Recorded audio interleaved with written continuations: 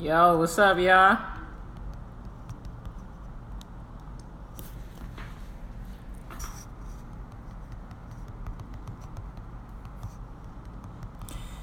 What's up, everybody? Welcome to Money Making Mondays. I do this every other Monday. I normally give it a couple minutes to let everybody go ahead and get joined in. Let all the latecomers get themselves together and join us. So, in a few minutes, we'll go ahead and get started. What's up, baby? How you doing?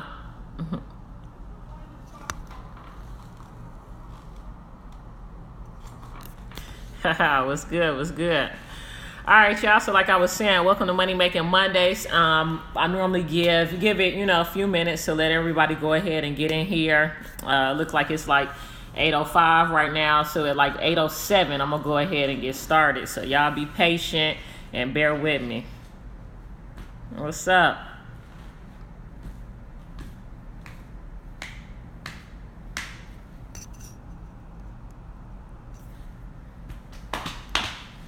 I appreciate that. Even though I don't know you, hearing that, just hearing that people are inspired by me, proud of me, all that good stuff, it means so much, guys. I swear it does. Especially in this field of being an entrepreneur. The days are rough. They're stressful. They're long. And so it's always good to get those words of encouragement. A lot of times when you're at the top, people forget how much you still need those words of encouragement. So I appreciate hearing that people are inspired by me and proud of me and happy for me and things of that nature.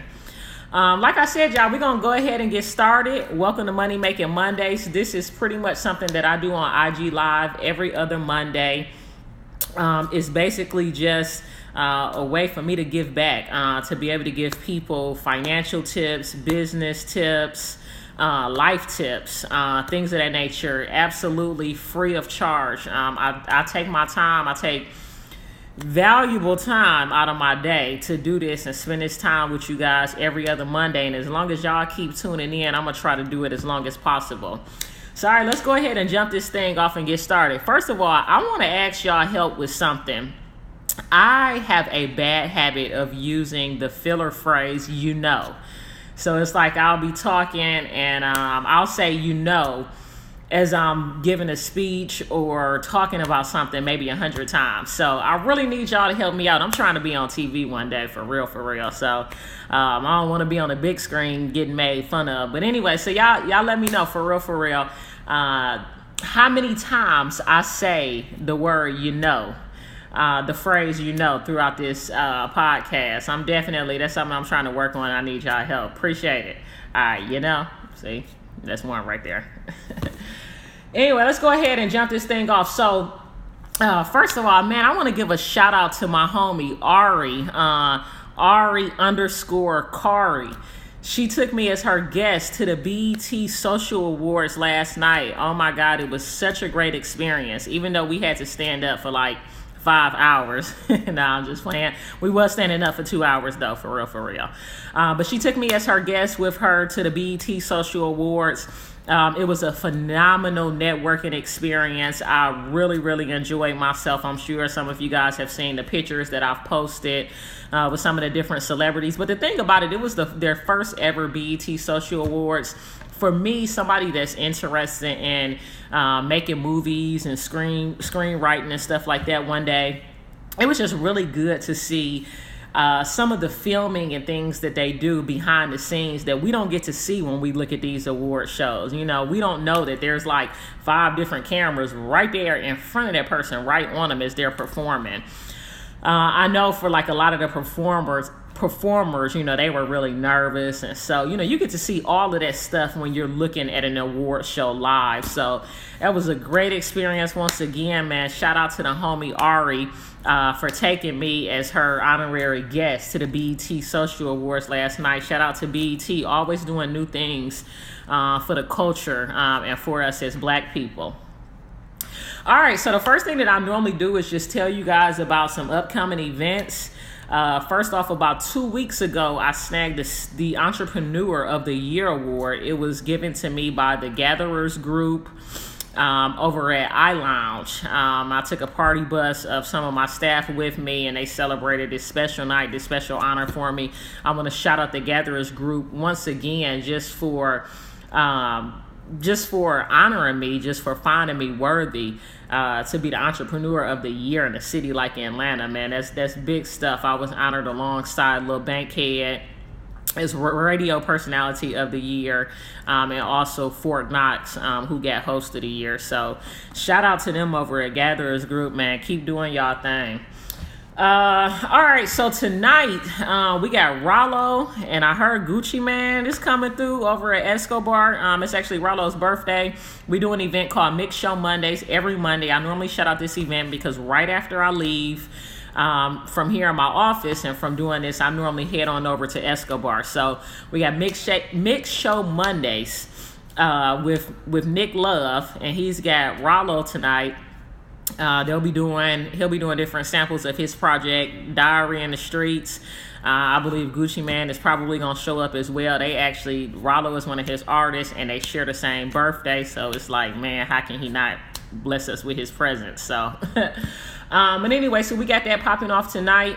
Tomorrow at Hookah Hideaway, we're doing a Mardi Gras themed event.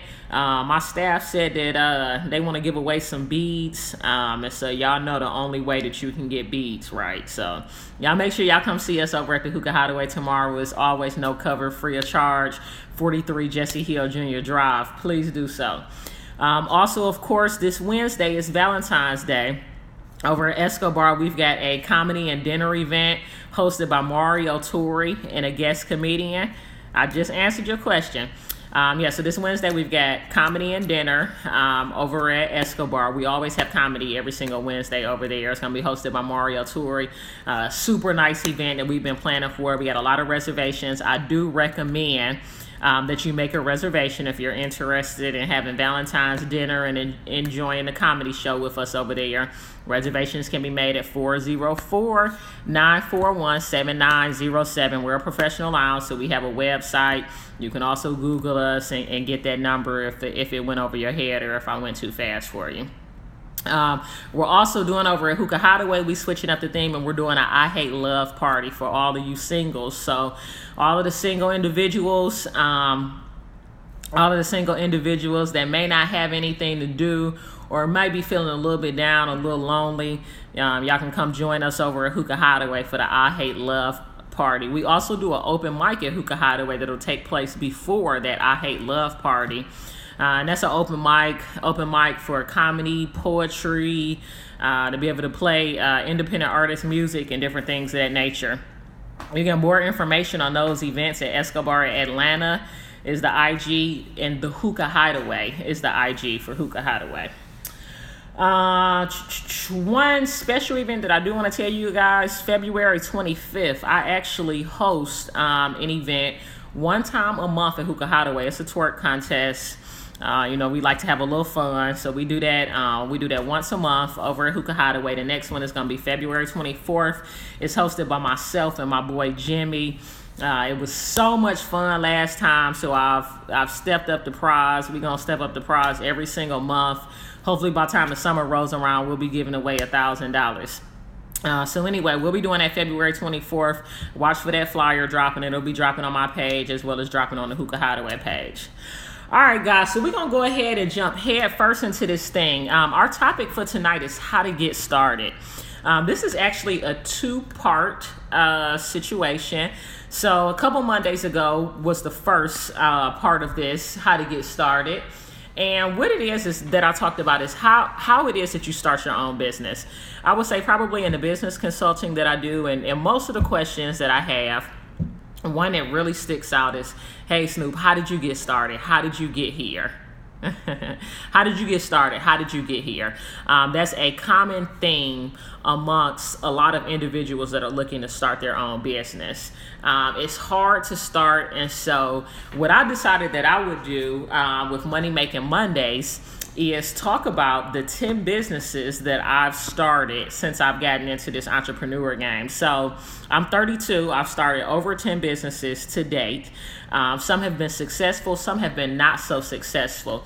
But what I did last time is I went through the first 5 businesses And I talked about in detail how I started those businesses, how much money it took me to start the business, where I got the money from, etc. So a lot of people found it to be really, really helpful.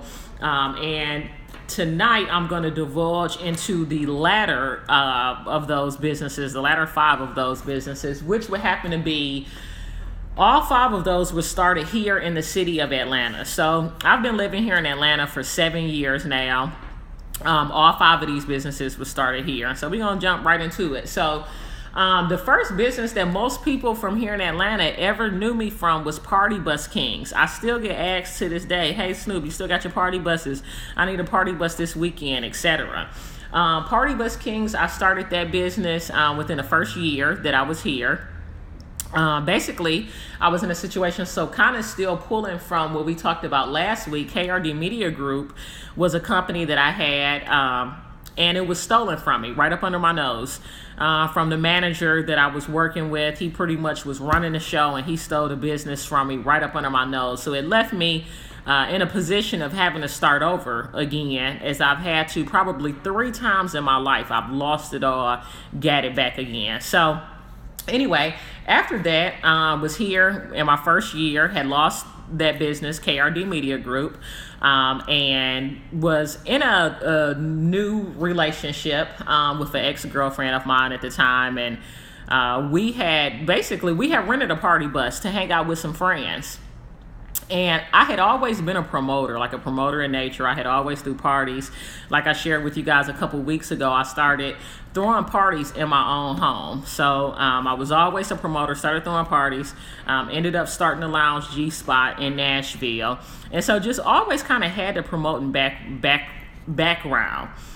I said when I moved here to Atlanta that I would not get back into the industry, but you know, when something is just kind of like your calling and it's something that, you know, you're supposed to be doing, it just always finds you.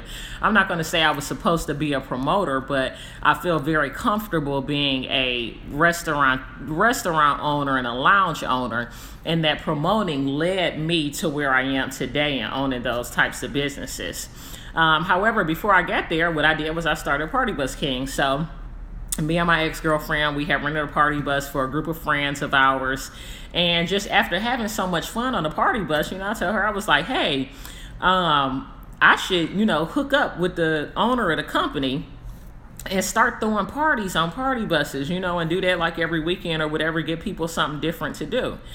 And, you know, she told me, she was like, yeah, you know, that sound all right, but, you know, look, we should just buy our own party bus. You know, if you can fill her party buses up every single weekend, then, you know, we can just buy our own party bus, you know, and cut out the middleman and make the money from the top.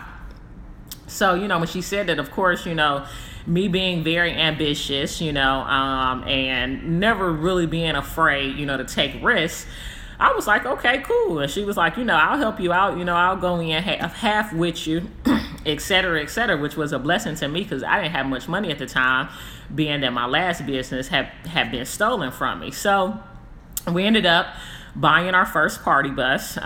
We had went up there and went to the area that we bought it from, which was up north. It was in Philly, that we had bought the bus from. But we both invested, I think it was 10 grand a piece that we both invested into the company to get the company started. So we bought our first bus, and we started Party Bus Kings with 20 grand. Party Bus Kings, that business, I probably had that business maybe for about 2.5 years. I'm gonna tell you guys something about that business. Sometimes you do things to make money, and it's to get you somewhere else so that you can end up doing something that you're more passionate about. And that was exactly what it was with me with Party Bus Kings. I'm going to tell you guys, I learned that the transportation business may not be for me. I learned that vehicles are always having issues and mechanical issues and things of that nature. And I learned that I did not like driving party buses and being in confined areas around drunk people and just confined in this particular bus. And I'm not drunk. I'm sober. So anyways, Party Bus Kings, I had that company for 3 years max. And what happened was, basically I had the company, I started saving and investing my money. so that I could get back into doing something that I was much more passionate about. So while I had the party bus company, I had also got back into throwing parties. And so that would just be something I was doing on the weekend for a little bit of extra money. I really needed the money. It wasn't even just a hustle for me. Like, I really did need the money for real, for real. So get back into doing it. And the very first party I threw, it was a success. And honestly, I don't even know why, because it wasn't like a whole bunch of people knew me. I had kind of, shook some of the right hands and stuff like that. I don't know if it's because, everybody thought I was fly and cute and all this stuff. I'm just playing, y'all. Excuse me. But for real, it was a very, very successful party. Excuse me. It was a very successful party, and it gave me the confidence to continue and move forward. And me, I'm always the type of person that wants to be at the top, I don't want to have anybody else calling the shots. I always want to be, up here. So, of course, the next step from promoting is to own your own venue. So anyway, I had Party Bus Kings. I was, throwing the parties on the side and stuff like that. And basically, I had moved to a new area, Auburn Avenue, which I'm sitting right here on Auburn Avenue now. And decided that, I wanted to open up my own lounge. So I started looking for different places, right here on Auburn Avenue that was available at the time. They were working on the streetcar. And I ended up finding a really small hole in the wall. I remember this girl that I was friends with. She owned a salon over here, and she was like, hey, there's another little spot, that's right around the corner that's available. It used to be a little sub shop, da. So she took me over there to look at it. And, when they opened up the doors, I was just like, this is it. I really thought it was like a joke, I was just like, what, girl, what am I supposed to do with this? Have you ever been to a club that was this small? What am I going to do with it? And she was like, when you said it's, just going to be a hookah lounge, da. And I'm just like, yeah, but who want to party in something this little? And so anyways, I still explored the options, was looking around. And I was just like, well, maybe, I can get it to work. I was like, at least with it being small, it'll be more manageable for me. So I think that gave me a sense of confidence. So I was still driving my party buses at the time, saving my money, but I knew that I was, unhappy. I basically dreaded every weekend. I worked every weekend. During the peak hours, I would be stuck on this bus, watching everybody else have fun except for me. So I was looking for an out. So that Hookah Hideaway spot, I'm not going to say it came easy, because it actually was the very first one that I looked at. But I felt like with the situation that I was in, because I had really bad credit at the time. I talked to you guys last time about how I used to own a bunch of houses, and I was in a real estate game, investing and things of that nature, and I just really messed my credit up really bad. So I felt like, if they give me a chance, I'm gonna go ahead and move forward with it, because I was so unhappy in driving these buses and just wanted a sense of something that was my own. So anyway, applied for it. Of course, as we know, 4 years later today, I'm the owner of Hookah Hideaway. But the purpose of this to talk about is how we got started and the amount of money I invested in it. So, of course, I had the party bus company. Like I said, I was saving my money. On the weekends, I was mostly on this bus. So I wasn't buying a lot of clothes. I wasn't going out. I wasn't really spending a lot of money, a lot of my extra money, because I was always working.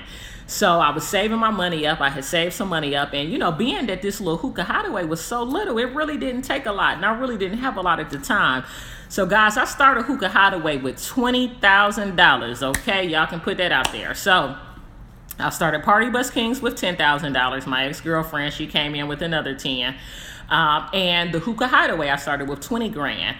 The trend that you guys will notice is, as I talked last time about the first 5 businesses I started, and as I get to, every business ends up taking more and more money. I don't know if my confidence level gets higher and I become more comfortable investing more money, but each business, as I go deeper into it, it takes more and more capital to start. So I started Hookah Hideaway with 20 grand. I think it was, let's see, I signed a lease on Hookah Hideaway towards the end of March. And I ended up being fortunate and blessed enough that the spot right next door became available, and they gave me the first right to refusal. Of course, I took it, so that I could make the space larger. And so when I got that space, I ended up putting another 25 grand into it so that I could do the whole kitchen and renovate, that side out and, kind of merge everything together. So, and since then, I've renovated Hookah Hideaway. I renovated Hookah Hideaway for my birthday last year. Hookah Hideaway went 3 years, just kind of being a hole in the wall. It still has that hole in the wall feel, but hopefully it doesn't look as much like a hole in the wall like it used to when I first started. So that's a big thing too. When you make money, you definitely have to reinvest back into your business. So shout out to Hookah Hideaway, y'all. www.thehookahhideaway.com. Started with 20 grand.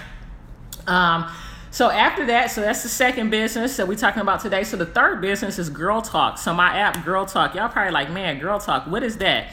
Girl Talk is a dating platform. It's an app, it's a dating platform for women to be able to meet other women. So women like myself that are gay, bisexual, lesbian, transgender, however it is that you identify yourself, if you're looking to meet other women for an interest of dating, then Girl Talk is the perfect app for you. I started Girl Talk back in 2015, so it's now 2018.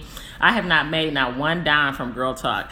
To everybody that's interested in building apps, when I tell you guys, it is one of the hardest industries, especially for somebody like me that I'm not very technologically savvy. I don't have a app developing background. So what I did was I teamed up with a guy named Clinton. I actually met him at the Hookah Hideaway. Y'all see how all these businesses just kind of run together. So I met Clinton at the Hookah Hideaway, sitting outside the Hookah Hideaway one night. And he's kind of just a really smart gentleman. He'll tell you himself, he's very nerdy, so I'm not talking about him when I say that. But he's really into reading books. He's really into the whole tech field. He knows all of the lingo. I do not. However, I've always had the confidence with starting any type of business because I just feel like I know business and I can run a business. I can bring in the pieces of the puzzle or the people that know the different things to get certain things done. But it's me that kind of knows how to hold it all together and motivate people and get them pulled in and having them love the business and working hard, etc. So anyway, guys, Girl Talk, oh my God, if I was to calculate how much I spent on Girl Talk to date, it'll make me want to slap myself, especially to know that I haven't made any money from it. But you got to stay down and come up. But we're just talking about what was the amount of money it took for me to get Girl Talk started. So the investment with Girl Talk to get it started was roughly about $25,000.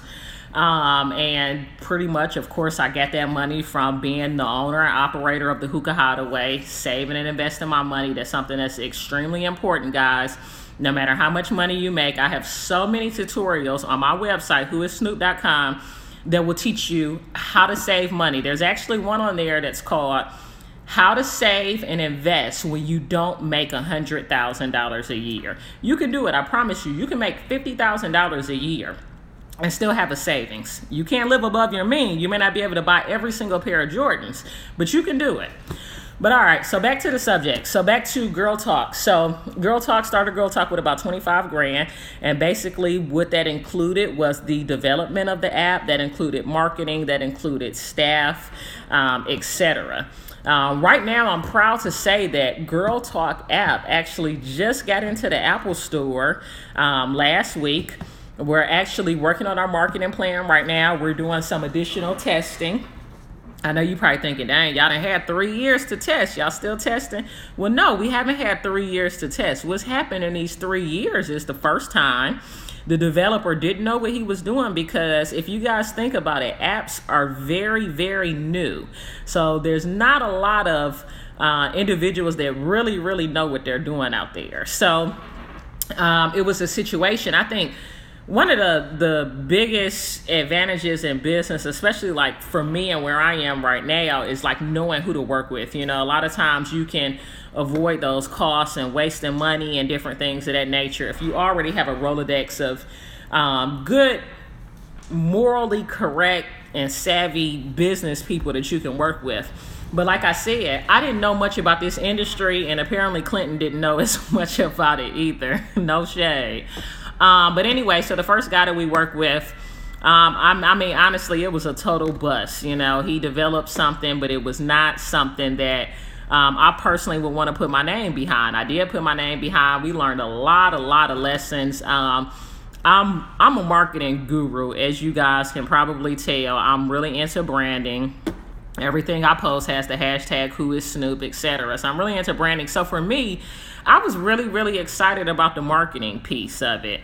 I mean, I had so many people waiting on Girl Talk. It was crazy. And then the night it was supposed to come out, we didn't even have an app. Had a party and everything planned. Didn't even have an app at all, period. So there was a lot of things to learn. So we, after that, we had to kind of retract our wheels. We found another app developer in Miami. I was flying down there. I mean, it was cool, you know, because I was going to Miami. But these were still business trips that ended up being failed attempts to redevelop this app. So just here recently, we've been able to redevelop it. I mean, man, when I tell y'all it's clean, like it's like definitely something that I'm absolutely proud of. And I believe that when it comes out on my birthday, April 3rd of this year, that is definitely going to be a go-to app for women that are looking to date and meet and connect with other women. So definitely really super excited about that. All right, so then the fourth business was Posh Ultra Lounge. Oh my goodness. So Posh Ultra Lounge is a lounge that I used to own in Macon, Georgia. I started it with two other individuals. When we started Posh, so the idea to create Posh came from one of the other guys. Both of the other guys were from that area. They were best friends. Mistake number one, you know, you don't never want to be the third wheel and come in a situation with people that like have grown up together and you just coming in. But anyways, two other individuals that were from Macon, Georgia, they had always had a dream of opening up their own venue in a town that they were from. At the time, Hookah Hideaway was very successful. I had saved quite a bit of money from Hookah Hideaway and was just really itching to duplicate the success that I had there by starting another location. I think we've all kind of heard the saying, a fool with money will soon part ways. And that's pretty much what I was. There were so many red flags in that situation. But anyways, when it came to Posh Ultra Lounge, I ended up investing $54,000 to start Posh Ultra Lounge. Now, of course, I didn't just come to the table and say, hey, here goes $54,000. We were supposed to be able to do this thing $15,000 a piece. However, it didn't work out that way. We ended up spending $54,000 a piece to start and open Posh Ultra Lounge. So going back to the trend, guys, the very first business that I ever started, I started with credit. Okay, I didn't invest not a dime, not a cent when I started investing in real estate properties. And each business that I've started investing more and more money.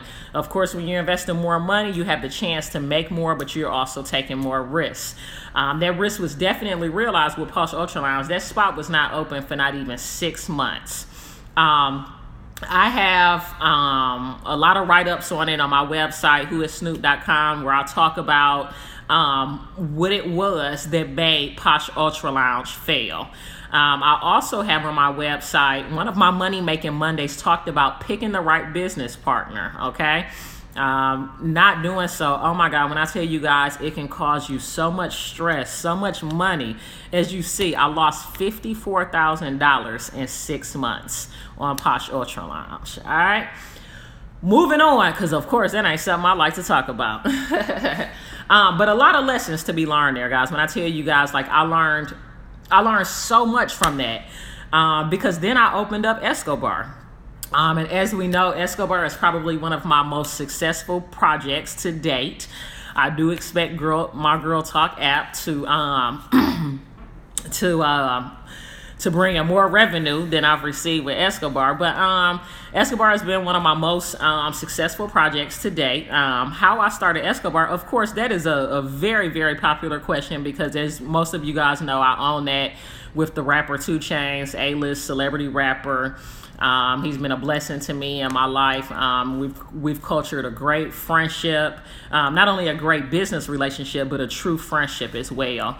So getting into how I started Escobar. So Escobar, basically, I was in that same situation with Hookah Hideaway, where Hookah Hideaway was extremely successful. I had saved some money. I wanted to open a new spot.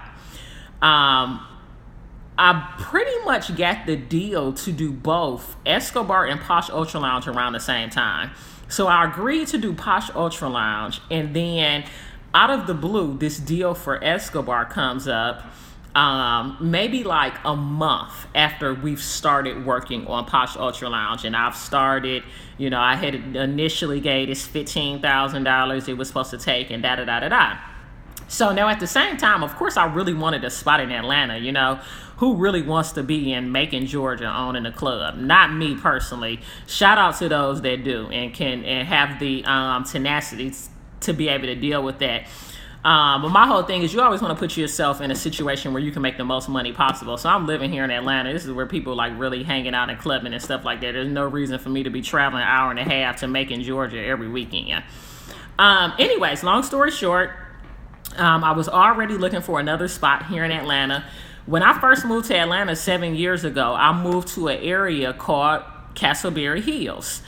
I had stayed in a little loft community over there. I thought it was so dope. I was moving from this small little city, Nashville, Tennessee. I was right there where I could walk to Phillips Arena and go to the games and go to Centennial Park and then walk around the corner to Peter Street. And there's 4 or 5, black owned, all black spots. You ain't seeing stuff like that in Nashville.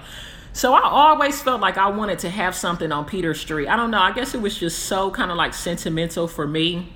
With me first moving here, I met a lot of the first people that I networked with and became friends with, right there on Peter Street. So I always said, if I could open up something over there, I would definitely take advantage of it. So I started looking for spots over there. And long story short, I applied for a spot over there that I did not get. However, the realtor that I was working with, Scott, I'll never forget Scott. He told me, he said, hey, I really admire you. I can just tell, you're really hardworking. You got a lot of money saved up. I know, you're in a financial position, to be able to do this, even though they didn't want to put another lounge in that spot and they denied your application. There's another situation that might be a good situation for you. Now, let me tell you guys another piece to this. When I applied for the spot that he's talking about, the first spot on Peter Street, after I applied for that spot, I went to Jamaica. I went on a trip to Jamaica. I had always wanted to go to Jamaica for whatever reason. I'm lying. I know for whatever reason. I'm a smoker. I thought they had good green over there. Definitely is not the case, okay? But anyways, went to Jamaica. Was supposed to go over there with my homegirl. She missed her flight. I ended up in Jamaica completely by myself. Come back. As I'm coming back and coming through customs, long story short, I get arrested, okay? So the business that I told you guys about last week that the white manager stole from me, it caused a lot of negatives in my bank account. It basically caused me to have little to no money during that period of time. And there were several checks that I had wrote, for papers, different business things that bounced. And one of the checks was over, I think $5,000 is the amount. So it was over $5,000. Now, mind you, I told you, I've been living here in Atlanta now for 7 years. So this situation that I'm talking about, look at y'all laughing. Y'all laughing at my misfortune. See, y'all see how people do. But anyway, this happened like 3 years ago. So mind you, these old checks and all this mess, this is like a 4 or 5 year old situation that I'm no longer thinking about. You know what I'm saying? This is like the furthest thing from my mind. So I get arrested there in the airport. They take me to Clayton County Jail, which is one of the worst jails that you can be incarcerated at here in Atlanta. They take me to Clayton County Jail. There's a hold on me. I don't have any bond or anything. I have to wait for Tennessee to come pick me up so that I can be extradited. I don't know if you guys have ever been in the unfortunate situation of having to be extradited, but I mean, it's just like Meek Mill talks about in his Dreams and Nightmares, son. Like, you're literally like handcuffed, like in a paddy wagon, handcuffed to the floor like a freaking slave, like up like this riding. It took us 2 days to get to Nashville. Nashville is 4 hours from here, okay? Took us 2 days, y'all. TMI, but I was on my period. Like, I had to learn how to eat with handcuffs. I had to eat stuff I never eat, sour cream, just all type. You don't even have preference when you in jail. You just want some regular food. I had been in Clayton County for 2 weeks before they came and picked me up to extradite me. So at that point, I'm eating anything that's like not jail food. Long story short, while I was in jail for these 2 weeks waiting to be extradited, mind you, these charges later were dropped. None of this stuff is even on my record. This was just one of those trying periods, that you go through in life that tests, your resilience and your faith and things of that nature.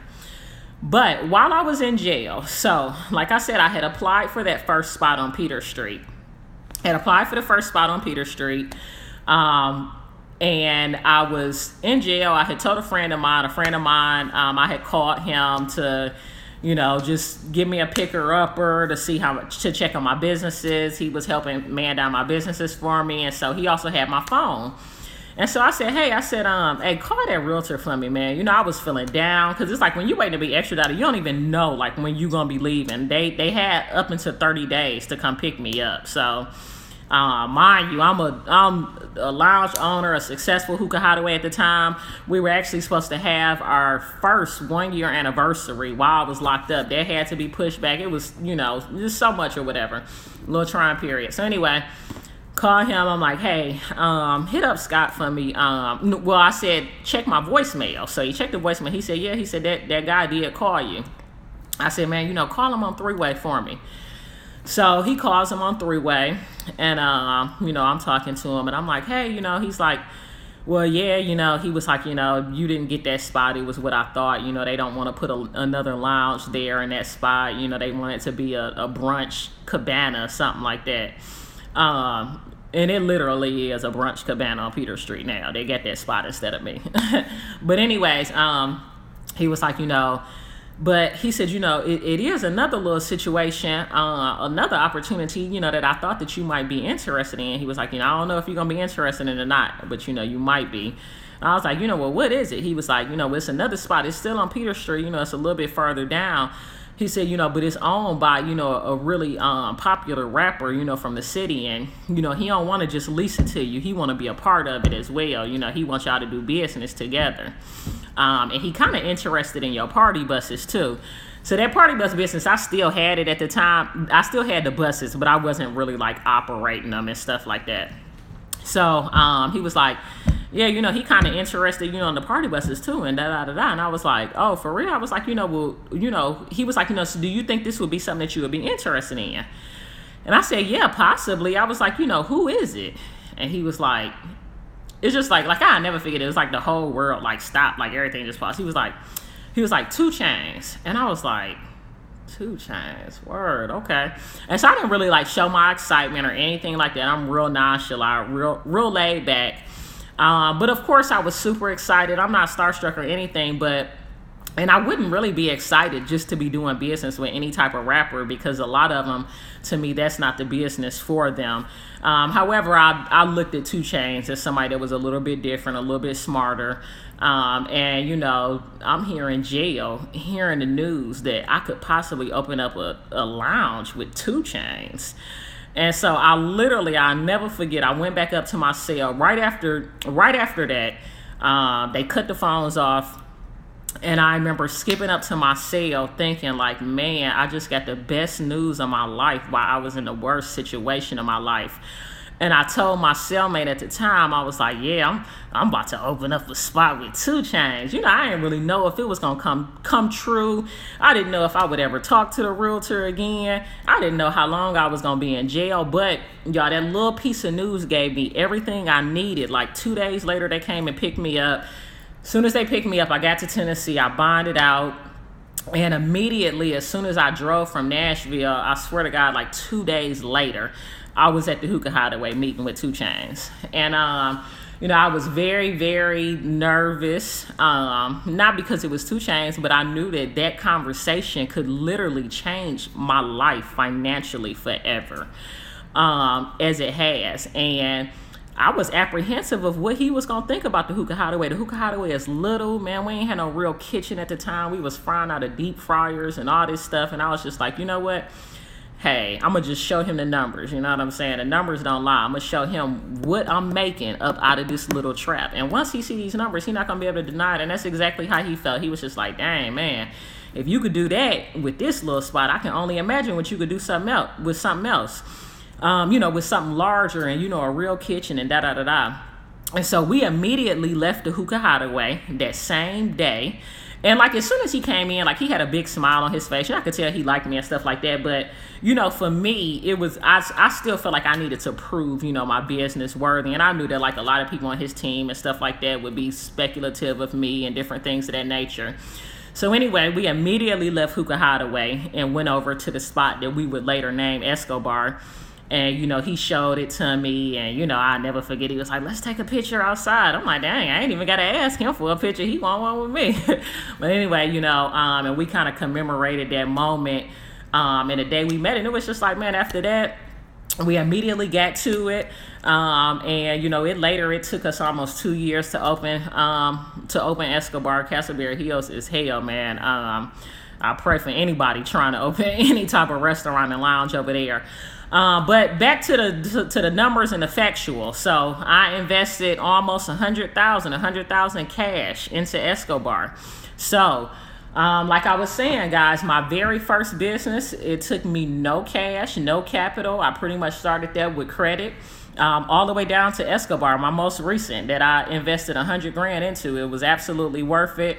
It was a long journey to get here. All of these businesses is what put me here, and it's what allows me to be able to handle so much of what I have going on, allows me to be able to run a spot like Escobar and not get stressed out about little things, and be able to learn to know people and to motivate people and get them to work hard for me, so I ain't got to be in Escobar every single night, and so that other people love Escobar just as much as I do. Anyways, man, we about to get up out of here. I'm missing Gucci Man and Rollo over at Escobar. But I want to thank you guys for spending this time with me. I am going to do a Q&A session. I'm going to do 3 questions because I am in a hurry, and I've kind of taken a little more time on this podcast than I usually do. I do want to point out something. I told you guys in the beginning I needed you all help with something, that I have a bad habit of using filler words and using a filler phrase, and I don't think I used it that much tonight. So I'm excited, man. Y'all gonna see me on TV one day, and I can't be saying 100 times just trying to get to one conversation. But anyway, so let's do our Q&A session real quick. So I can get up out of here. 3 questions. All right, what y'all got for me?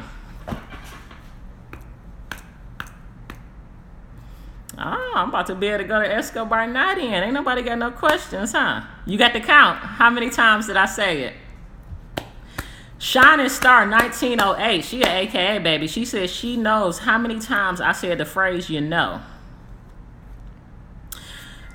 working on the app? You want to shoot the idea to me? All right, cool. Please do so. My email address is helpgrowmybusiness@gmail.com. Once again, helpgrowmybusiness@gmail.com. Also, as most of you guys know, I do one-on-one business consultations. The fee is $100 an hour. I promise you, it'll be some of the best time you spent just talking about either starting your business, or either, maybe you have a business and you need help. You need to grow. You need to make it more, you need to be able to bring more revenue into your business and make it more successful. So like I said, I do one-on-one consultations, and those can be booked by emailing me at helpgrowmybusiness@gmail.com or going to my website, whoissnoop.com. All right, so I said I would answer 3 Questions. All right, here we go. Do you have any minority business certifications? No, I don't. I didn't even know that those things exist.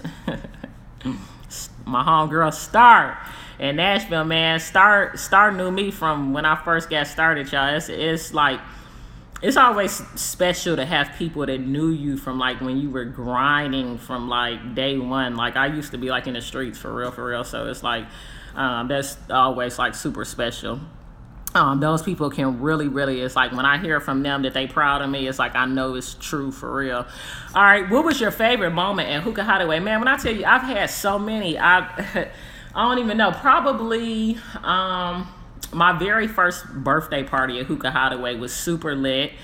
And shameless plug, my birthday is in less than 2 months, April 3rd. I'm an Aries. Somebody asked that earlier, and I always do a party at Escobar and at Hookah Hideaway. I'm doing both of them in one night this year, but it would definitely have to be my first birthday, and it was super special. It was the first time we did it, and I mean, it was crazy. I think I was bought over 20 shots that night, and I think I probably tried to take most of them. All right, so one last question. Here we go. How do you keep a spot hot after the newness hype dies down?